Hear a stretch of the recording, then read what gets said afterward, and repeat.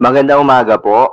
Narito na po ang magiging lagay ng panahon ngayong araw ng Huwebes, September 12, 2024. At bagyo sa labas ng Philippine Area of Responsibility, patuloy ang paglakas.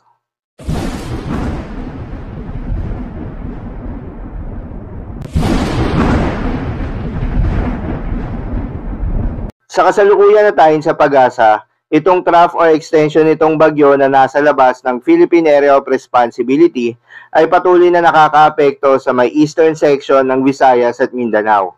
Dahil dito, asahan yung maulap na kalangitan na may kalat-kalat na mga pagulan at thunderstorms. Habang itong southwest monsoon o hanging habagat naman ang aasahan sa southern Luzon at nalalabing bahagi ng Visayas at Mindanao. Dahil dito, makakaranas naman ng bahagyang maulap hanggang sa maulap na kalangitan na may kalat-kalat na mga pagulan o thunderstorms. Samantala, yung bagyo na binabantayan ng pag-asa na nasa labas ng Philippine Area of Responsibility na may international name na Bibingka ay mas lumakas pa nga ito bilang isang severe tropical storm. Huli itong namata ng pag-asa sa layong 1,755 kilometers east of southern Luzon o 2,010 kilometers east of central Luzon. Taglay ang lakas ng hangin na umaabot sa 95 kilometers per hour malapit sa gitna at pagbugso na umaabot sa 115 kilometers per hour. Kumikilos pa west-northwestward sa bilis na 25 kilometers per hour. Inaasahan nga na papasok ito ng Philippine Area of Responsibility.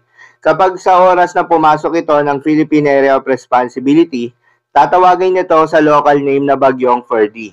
Ayon yan sa pag-asa. Inaasahang kikilos ang bagyong ito patungong Hilagang Kanluran at lalabas ng Philippine Area of Responsibility bukas ng gabi, September 13.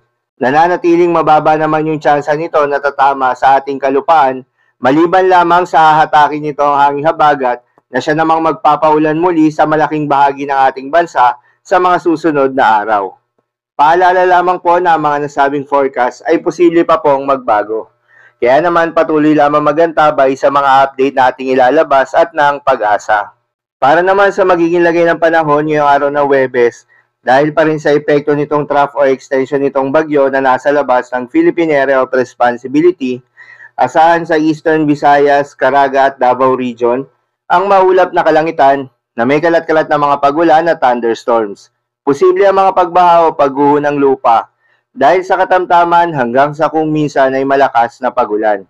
Habang sa Palawan at Occidental Mindoro, asahan rin yung maulap na kalangitan na may kalat-kalat na mga pagulan at thunderstorms. Dulot naman yan ng southwest monsoon. Posible rin ang mga pagbaha o pagguho ng lupa dahil sa katamtaman hanggang sa kung minsan ay malakas na pagulan. Para naman sa Bicol Region, nalalabing bahagi ng Mimaropa, nalalabing bahagi ng Visayas at nalalabing bahagi ng Mindanao, asahan naman yung bahagyang maulap hanggang sa maulap na kalangitan na may kalat-kalat na mga pagulan o thunderstorms. Dulot pa rin yan ng southwest monsoon. Posible rin ang mga pagbaha o pagguho ng lupa during severe thunderstorms. Para naman sa Metro Manila at nalalabing bahagi pa ng Luzon, asahan rin yung bahagyang maulap hanggang sa maulap na kalangitan na may kalat-kalat na mga pagulan o thunderstorms. Dulot naman yan ng mga localized thunderstorms. Posible rin ang mga pagbaha o pagguho ng lupa during severe thunderstorms. Dahil dito, pinag-iingat pa rin yung mga kababayan natin sa mga posibleng banta ng pagbaha at pagguho ng lupa. Para naman sa magiging lagay ng mga dagat baybayin, ayon sa pag-asa ay wala nang nakataas na gale warning sa anumang seaboards ng ating bansa.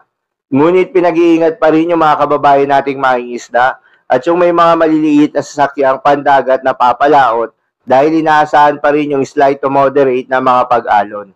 So, yun lamang po para sa lagay ng panahon ngayong araw ng Huwebes. Keep safe everyone.